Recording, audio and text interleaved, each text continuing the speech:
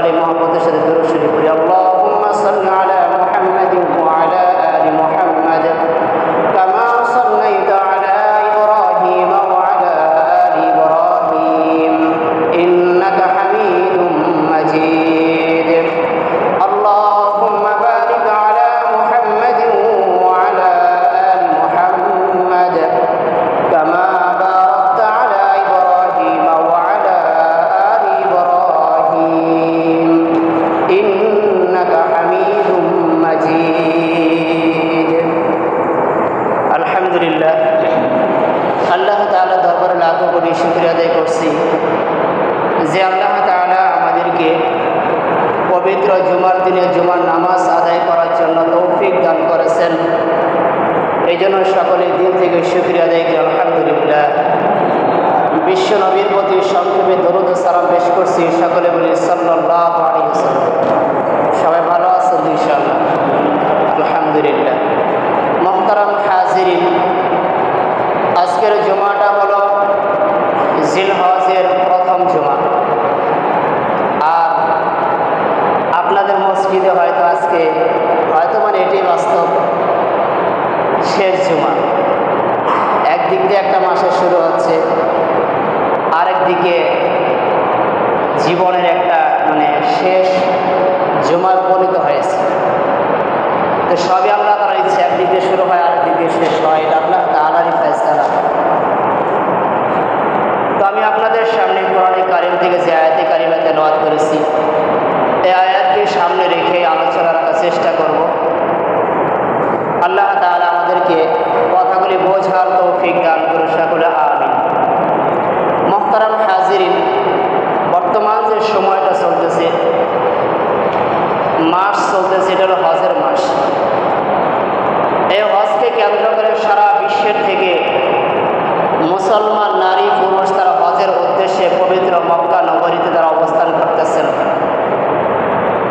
এবং এই সময়ের মধ্যে মক্কার আকাশ বাতাসকে ধনী গরিব যে যেই বর্ণের ছিল, নারী পুরুষ সবাই একই বাক্যে তারা আকাশ বাতাস পাহাড় পর্বত সব কিছুকে মুখরিত করে তুলেছেন। একই তাকবীরের ধ্বনি তাদের কণ্ঠস্বরে চলতেছে। আর তাকবীরটা কি? লব্বাইক আল্লাহুম্মা লব্বাইক লব্বাইক লা শারীকা লাক লব্বাইক ইন্নাল হামদা ওয়ান নি'মাতা লাকা ওয়াল মুলক লা শারীকা লাক। এটি সবাই বলেন, লব্বাইক আল্লাহুম্মা লব্বাইক লব্বাইক লা শারীকা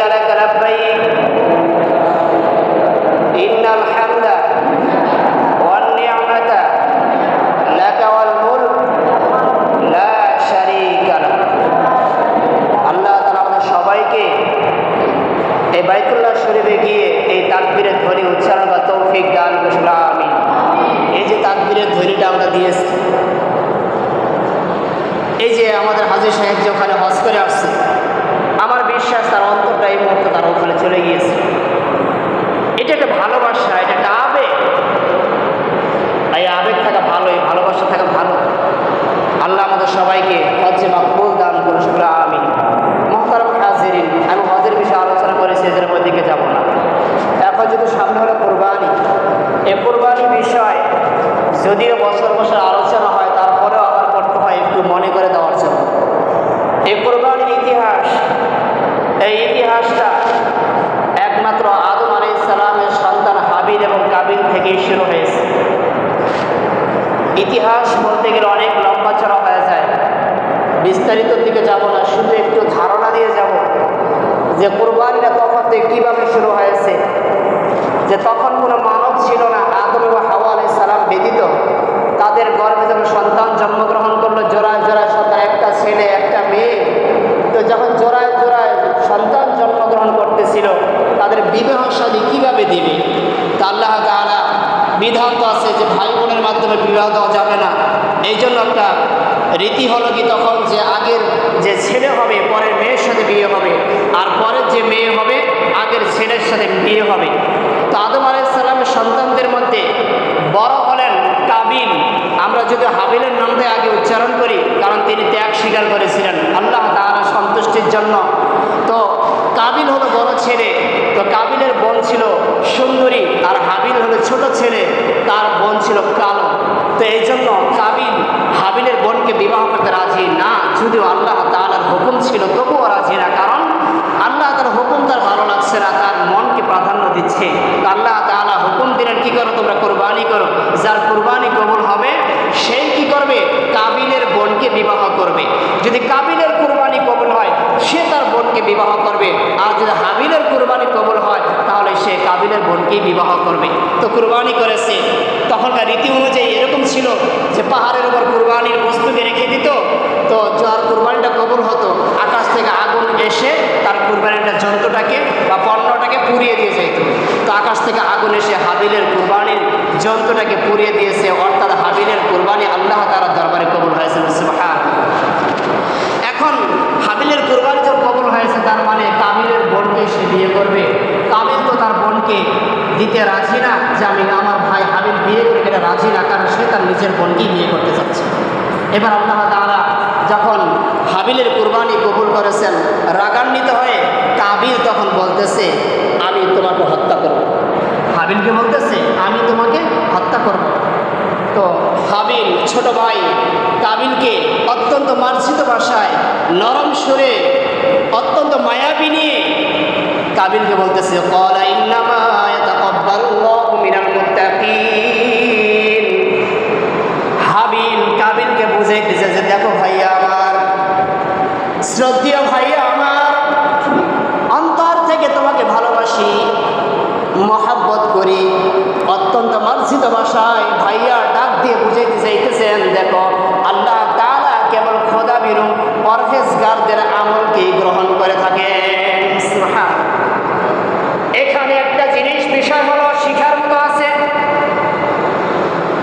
আমরা যারা কুরবানি করি আমাদের উদ্দেশ্য থাকতে হবে একমাত্র আল্লাহ তাআলার সন্তুষ্টির জন্য, দুনিয়ার কোনো মানুষকে সন্তুষ্টি করার জন্য, স্ত্রীকে খুশি করার জন্য, সন্তানকে খুশি করার জন্য, পাড়ার মানুষ আমাকে কি বলবে এটার থেকে বাঁচার জন্য, এমনকি আত্মীয় স্বজনের সামনে যেন অপমানিত না হতে হয় এই জন্য কুরবানি করে থাকি। না না না, যতক্ষণ পর্যন্ত আল্লাহ তাআলার সন্তুষ্টির জন্য কুরবানি না হবে, একমাত্র উদ্দেশ্য আল্লাহ তাআলার জন্য না হবে, ততক্ষণ পর্যন্ত কুরবানি কবুল হবে না। ততক্ষণ পর্যন্ত কুরবানি কবুল হবে না। এরকম অনেক মানুষ আছে গোশত খাওয়ার জন্য কুরবানি করে থাকে, আত্মীয় স্বজনকে খুশি করার জন্য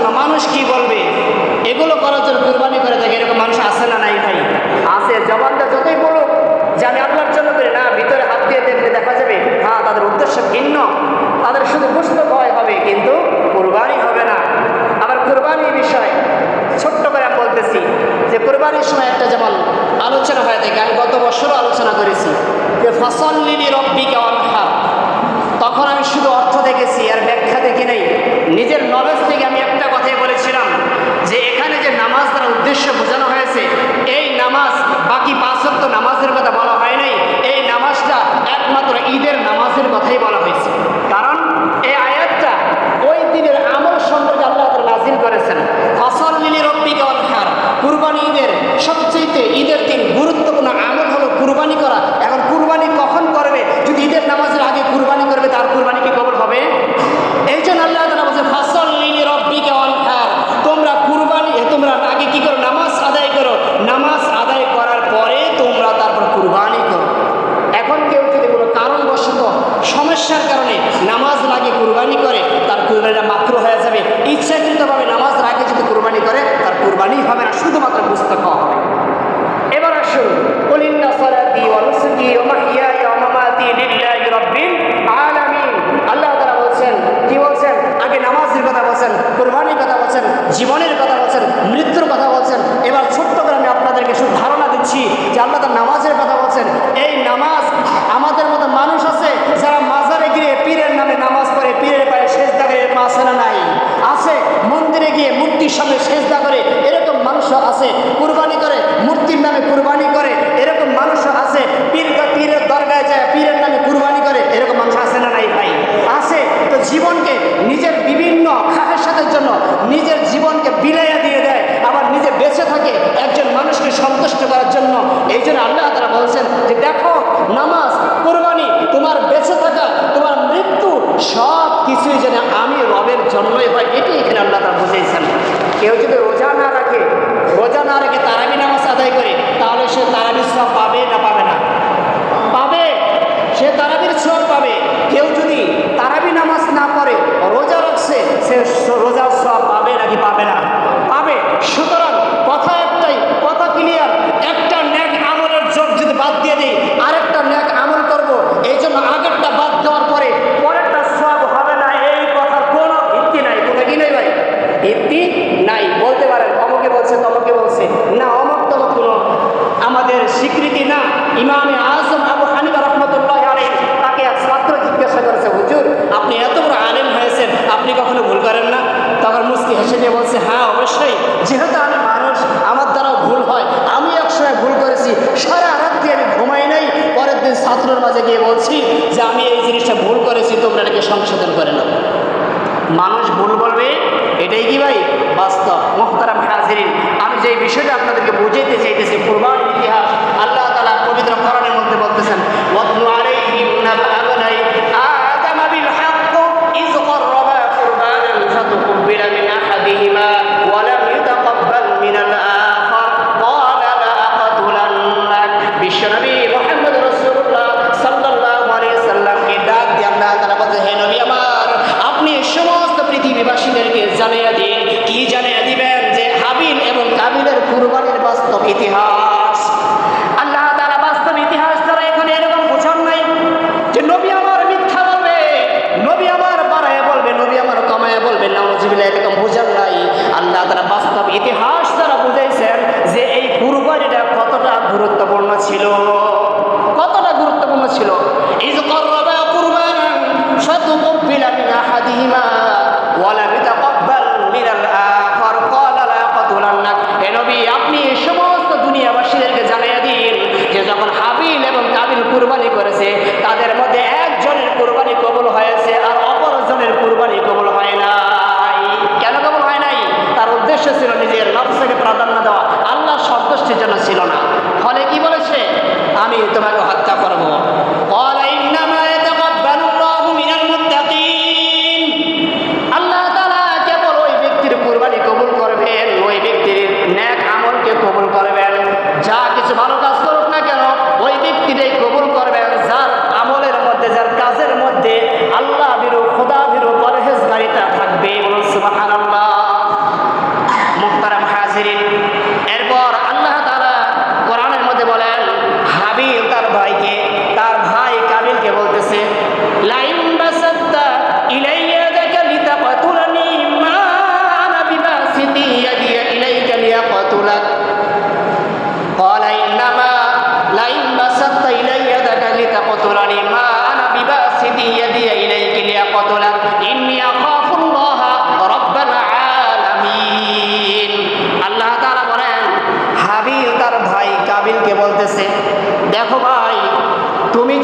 আমাকে হত্যা করার জন্য আমার দিকে তোমার হাতটাকে তুমি বাড়াইয়া দাও, আমার দিকে প্রসারিত করো, কিন্তু আমি তোমার দিকে আমার হাতটা বাড়াবো না তোমাকে হত্যা করার জন্য।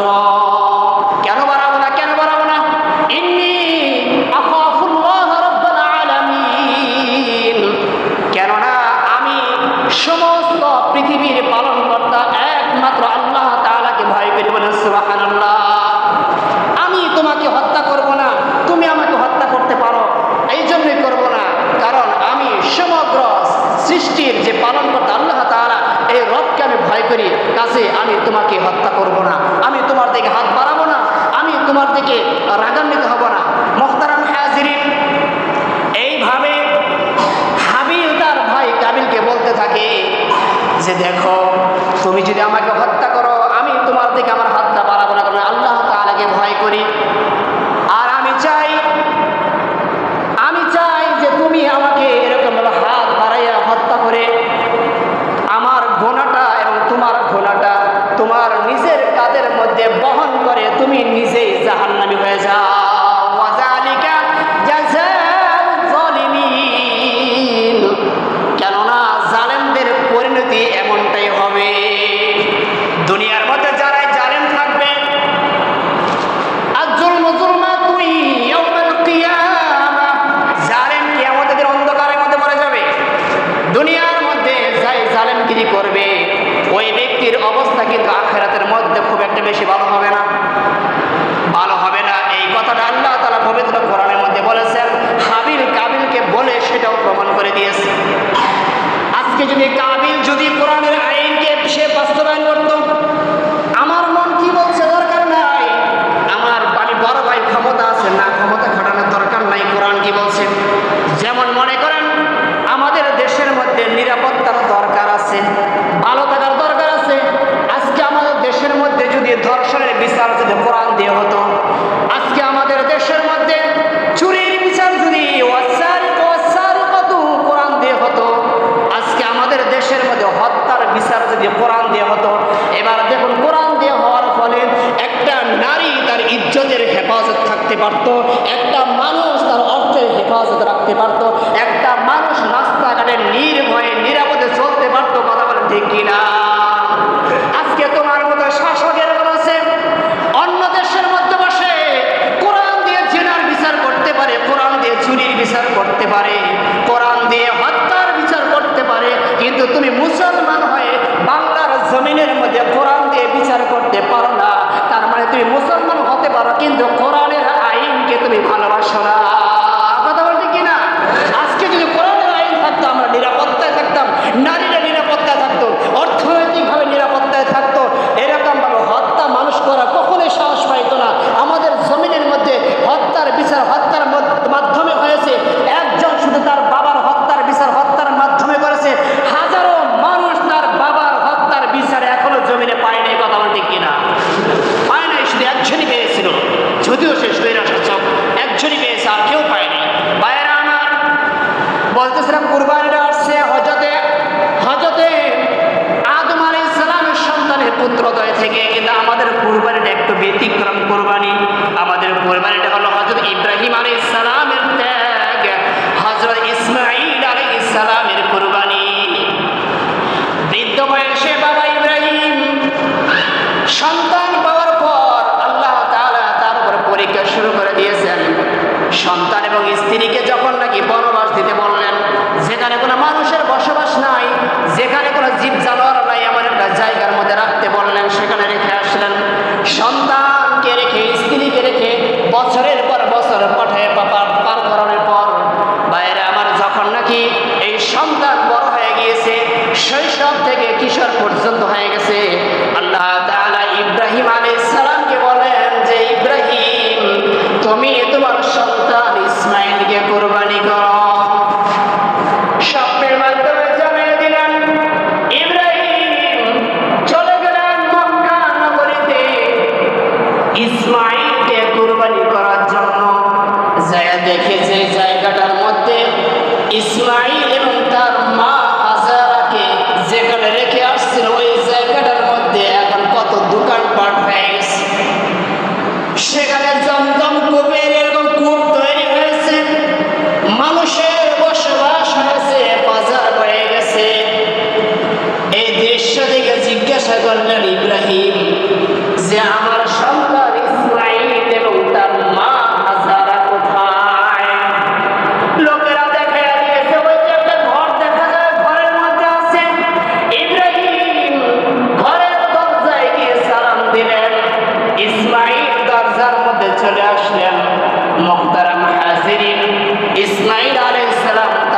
দেখে একজন বৃদ্ধ একজন লোক, এত সুন্দর চেহারা, তার পরনে যে জামা আছে ঠিক এরকম একটা জামা ইসমাইলের ঘরের মধ্যে আছে। ইসমাইল চিন্তা করতেছে আমার একটা জামা আমার ঘরের মধ্যে আছে, মা আমার বছরের পর বছরে জামাটাকে বুকের মধ্যে আঁকড়ে রেখে কাঁদতো, কখনো চোখের পানি মুছতো, কখনো জামাটার মধ্যে চুমু খাইতো, কখনো জামাটা নাকে লাগাইয়া গ্রাম নিত। আমি ইসমাইল জামা জিজ্ঞাসা করেছে, মা তোমার এই জামাটার সাথে তো ভালোবাসা কেন? মা তখন বলেছিল, এটা এমন একজন ব্যক্তির জামা যে ব্যক্তিটাকে আগুনে পর্যন্ত পোড়ায় নাই। বলুন সুবহানাল্লাহ। ইসমাইলকে বলতেছেন, বাবা এটা এমন একটা ব্যক্তির জামা, তিনি হলেন আল্লাহর খলিল, তিনি হলেন পয়গম্বর ইব্রাহিম, তোমার আব্বাজান। বলুন সুবহানাল্লাহ। ইসমাইল আলাইহিস সালাম তার জামা দেখে চিনে ফেলেছে, এটা তো আমার বাবাই হতে পারে, আমার বাবাই হবে। এবার বিবি হাজরা তিনিও সেখানে চলে আসছেন। হাজরাকে বলতেছেন যে ইসমাইলকে তুমি আমার সাথে পাঠায় দাও, আমি কুরবানি করতে নিয়ে যাব। কোন কোন বর্ণনা আছে আমার সাথে পাঠায় দাও, আমি দাওয়াতে নিয়ে যাব। যাই হোক, মিনার মধ্যে পৌঁছে সেখানে ইসমাইলকে বাবা জিজ্ঞাসা করে বলে, দেখো সন্তান,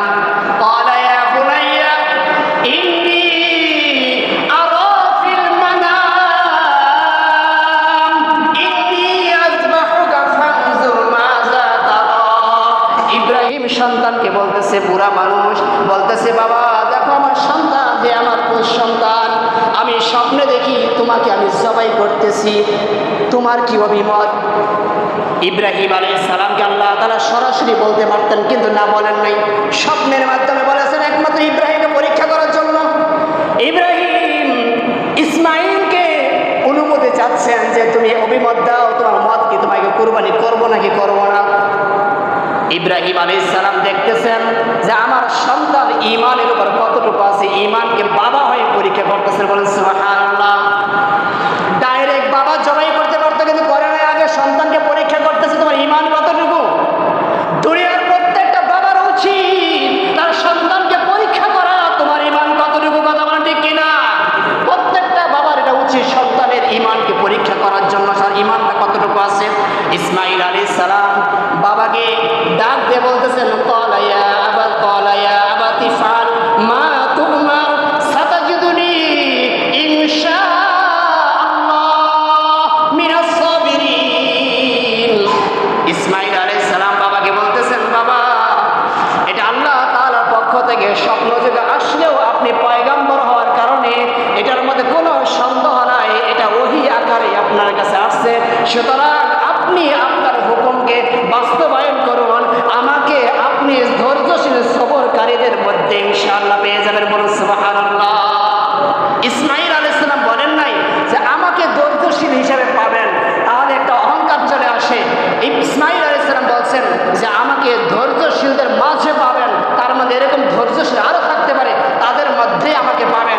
নিজেকে সেখানেও তিনি বড় করেন নাই। মুহতারাম হাজিরিন, এই বৃদ্ধ বয়সে হযরত ইব্রাহিম আলাইহিস সালাম ইসমাইল আলাইহিস সালামকে যখন নাকি জমিনের মধ্যে শোয়াইয়া ছুরি চালাইতেছে, কথা আমি শেষ করে দিচ্ছি, ছুরি চালাইতেছে, একটা বয়োবৃদ্ধ মানুষ একটা সন্তানের গলায় যদি ছুরি চালায়, আপনি বাবা হয়ে আপনার সন্তানের গলায় ছুরি চালাতে পারবেন আল্লাহর সন্তুষ্টির জন্য? একমাত্র পৃথিবীর ইতিহাসে একজনই আছে, ইব্রাহিম আলাইহিস সালাম, যিনি আল্লাহর সন্তুষ্টির জন্য নিজের সন্তানের গলায় ছুরি চালাইছেন। মুহতারাম হাজিরিন, বৃদ্ধ বাবা সন্তানের গলায় ছুরি চালায়, আসমানের ফেরেশতারা তাকবীরের ধ্বনি দিচ্ছে, চিৎকার শুরু করে দিচ্ছে আল্লাহর কাছে, মালিক এই বৃদ্ধ মানুষটাকে তুমি ধৈর্য দান করো আর তার সন্তানকে তুমি হেফাজত করো। চিৎকার চেঁচামেচি শুরু করছে আসমানের ফেরেশতারা। আল্লাহ তাআলার দিলের মধ্যে, অন্তরের মধ্যে আল্লাহ তাআলার মায়া এসেছে, দয়া এসেছে। সুতরাং আল্লাহ তাআলা ইসমাইলের পরিবর্তে ওয়াফাদাইনাহু বিযিবহিন আযীম, একটা মহান বিশাল আকারের জন্তু সেখানে জবাই করেছে। সুবহানাল্লাহ। এই জন্তুটাকে নিয়ে যখন জান্নাত থেকে